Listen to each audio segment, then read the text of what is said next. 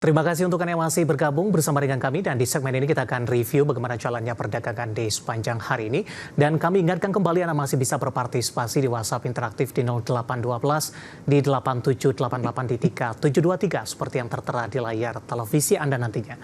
Dan saat ini kami sudah terhubung melalui Zoom bersama dengan Bapak Muhammad Wafi yang merupakan Research Analyst RHB Sekuritas Indonesia. Kita akan langsung sapa saja Pak Wafi, selamat sore, apa kabar Pak? Selamat sore Pak David, kabar baik, terima kasih. Terima kasih Pak Wafi sudah meluangkan waktu hari ini di IDX Channel.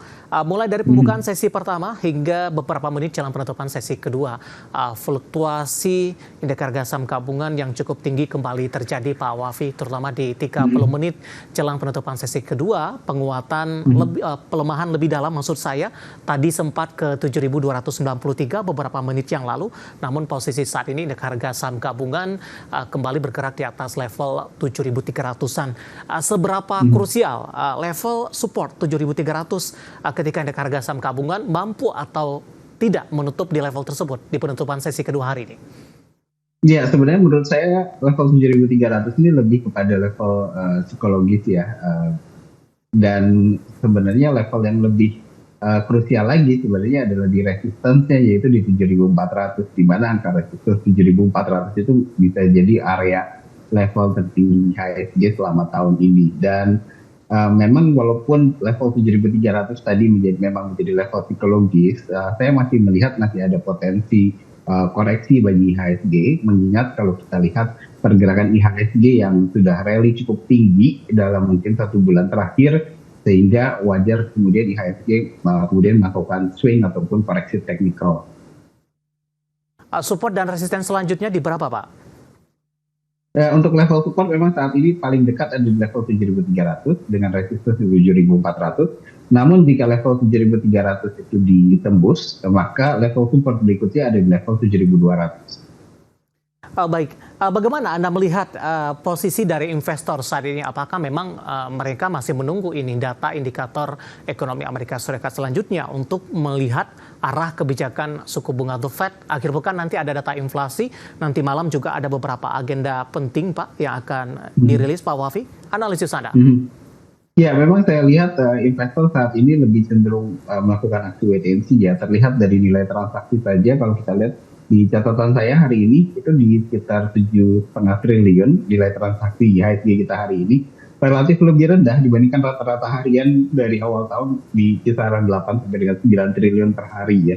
Jadi itu memang mengindikasikan investor kelihatan banyak melakukan aksi wait and see, mungkin menunggu katalis lebih lanjut, baik itu katalis secara makro tadi yang disebutkan oleh Pak David, data dari Amerika Serikat. Selain itu juga mungkin menunggu juga data dari beberapa laporan keuangan lainnya mungkin ya. Betul, beberapa laporan keuangan sudah keluar sih, tapi saham-saham big cap-nya masih belum ada hilal ini sepertinya. Pak Wafi, di tengah fluktuasi pergerakan indeks harga saham gabungan, sektor teknologi memimpin dari sisi penguatan 4% di sesi pertama, cukup signifikan. Indeks harga saham gabungan lebih cenderung tertekan karena penguatan Gotoh juga lebih ke arah terbatas. Analisis Anda, penguatan dari sektor teknologi di sepanjang perdagangan hari ini, apakah kita cukup tertinggal Pak jika dibandingkan dengan sektor teknologi secara global yang memang sudah beberapa kali mencatatkan rekornya, terutama di bursa Amerika Serikat? Oke, ada beberapa faktor sebenarnya. Yang pertama, kalau kita lihat performa dari awal tahun sampai dengan kemarin, sektor teknologi ini adalah sektor yang mungkin sektor dengan performa terburuk dibandingkan sektor lainnya di IHSG. Itu kemudian alasan kedua membuat sektor teknologi secara valuasi sebenarnya saat ini relatif lebih murah. Tadi Pak David sempat menyebutkan dengan price to book value Gotoh mungkin sekarang di sekitar 1,3 kalian gitu ya, yang menunjukkan memang secara valuasi memang tidak terlalu mahal juga gitu untuk dengan valuasi saat ini. Dan memang tinggal menunggu katalis positif. Dan alasan ketiga memang kalau kita lihat beberapa waktu terakhir kita mulai melihat ada sedikit perubahan asumsi dari rencana perubahan Fed rate, di mana kalau kita lihat ekonomi di Amerika sekarang lebih memperhitungkan atau memperkirakan Fed rate bisa mulai diturunkan di September. Itu yang kemudian menjadi katalis positif juga bagi saham-saham yang sensitif terhadap tingkat suku bunga, salah satunya adalah saham teknologi. Baik, langsung saja kita ke Goto. Pak Wafi, analisis Anda dengan penguatan signifikan hari ini yang terjadi, walaupun di penutupan sesi kedua penguatan lebih ke arah terbatas di 7,84%. Tadi sempat di atas 11%. Aksi beli oleh para investor asing, kemudian juga apakah ini juga investor berasumsi ini kinerja Goto nanti akan lebih cenderung membaik lagi. Karena kalau tidak salah di 30 Juli nanti akan rilis kinerja kuartal kedua, Pak Wafi. Iya, memang ada asumsi ke arah itu ya, walaupun kalau kita lihat menuju ke arah profit kelihatannya perjalanannya masih cukup panjang karena sampai dengan saat ini juga masih membukukan rugi bersih. Makanya kalau kita lihat tadi Pak Devi sempat menyebutkan price earning rasionya juga masih negatif ya, itu karena memang masih membukukan rugi bersih. Namun ya itu tadi, dengan adanya shifting perubahan asumsi secara makro, itu diharapkan juga akan sedikit memberikan katalis positif bagi performa outlook ke depannya, sehingga nanti paling sedikit banyak bisa mulai menuju ke arah positif dari sisi performa. Itu yang kemudian diantisipasikan oleh para investor terhadap saham teknologi terutama Goto. Dan untuk Goto sendiri, memang kalau saya lihat ada potensi rebound masih berlanjut, paling tidak untuk menuju ke level resistance di sekitar level 61, itu adalah level resistance terdekat untuk Goto. Baik, rekomendasinya seperti apa Pak Wafi dengan penguatan signifikan yang hari ini terjadi? Ya, untuk level saat ini masih direkomendasikan baik. Antisipasi mungkin bisa terjadi swing karena mengingat hari ini kenaikannya di 7,8%.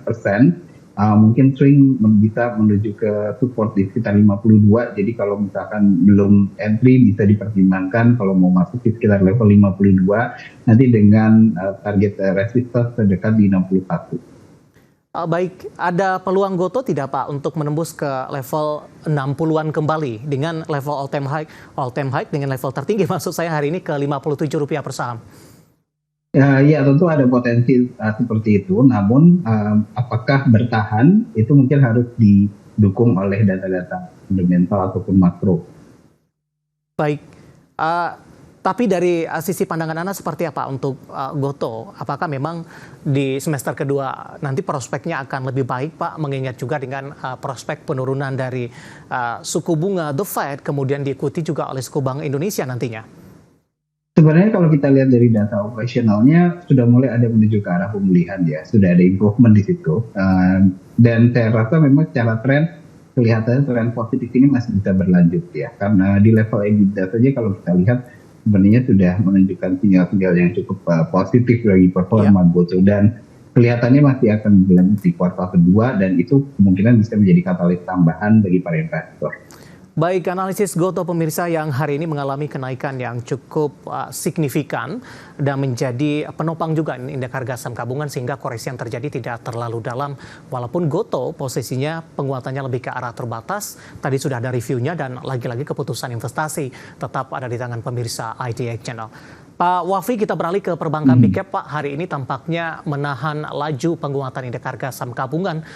Meskipun beberapa perbankan big cap masih bergerak di zona hijau, BBRI hari ini tampaknya mengalami koreksi yang paling dalam jika dibandingkan dengan perbankan big cap lainnya. Nah, kebetulan sudah ada beberapa pertanyaan masuk di WhatsApp interaktif kami menanyakan saham perbankan big cap ini. Langsung saja kita ke BBRI, Pak Wafi. BBRI ditanyakan, saya akan coba cek terlebih dahulu. BBRI sudah ambil posisi di 4.840. Prospeknya sampai dengan minggu ini. Bapak Victor yang ada di Malang masih bisa di hold tidak? Kemudian BBRI juga ditanyakan, saya akan coba cek terlebih dahulu. Bapak Andri dari Surabaya menanyakan BBRI dalam jangka menengah seperti apa? Support dan resistennya. Silakan Pak Wafi. Oke. Untuk jangka pendek dan jangka menengah sebenarnya saya masih melihat ada potensi koreksi lanjutan untuk BBRI. Ini level support yang saya lihat ada di sekitar level 4.600 ya. Jadi bisa dipertimbangkan apakah memang bisa di hold ataupun di averaging down misalkan, itu sebenarnya balik lagi tergantung strategi investor masing-masing. Namun biasanya untuk investor jangka pendek lebih disarankan secara umum, secara general disarankan untuk take profit dulu, nanti buyback di sekitar 4.600. Tapi jika ingin hold dan di averaging down misalkan, itu pun boleh, karena kalau kita lihat secara fundamental dan outlook sebenarnya BBRI masih cukup solid ya kalau kita hold misalkan sampai dengan akhir tahun, karena level 4.600 ini saya lihat adalah level support yang cukup kuat untuk jangka pendek dan menengah. Baik. Setelah menguji level 4.600 saya lihat masih ada potensi menuju ke level resistance di 5.300. Oke, Bapak Victor tadi punya di 4840 Pak, nyangkut penutupan hari ini 4790, averaging di level berapa? 46? Ya, di sekitar level 4.600. Oke, baik. Analisis untuk BBRI dan sekaligus menjawab pertanyaan Bapak Victor dari Malang dan juga Bapak Andri dari Surabaya. Kita beralih ke perbankan big cap lainnya yang hari ini juga menjadi pemberat untuk indeks harga saham gabungan. Ada BMRI, Pak Wafi, di mana di penutupan sesi kedua hari ini melemah di 1,12%. Ada pertanyaan untuk BMRI, ada Bapak Andri ini, tidak menyebutkan lokasinya di mana. Apakah sudah masuk jenuh beli atau membentuk uptrend untuk besok? Kemana arah untuk BMRI? Oke, secara tren sebenarnya bullish, tapi memang sudah masuk ke area jenuh beli. Koreksi yang terjadi hari ini sebenarnya koreksi cukup wajar, karena kalau kita lihat kemarin, saham BMRI ini baru saja breakout MA 100-nya ya, jadi wajar melakukan koreksi.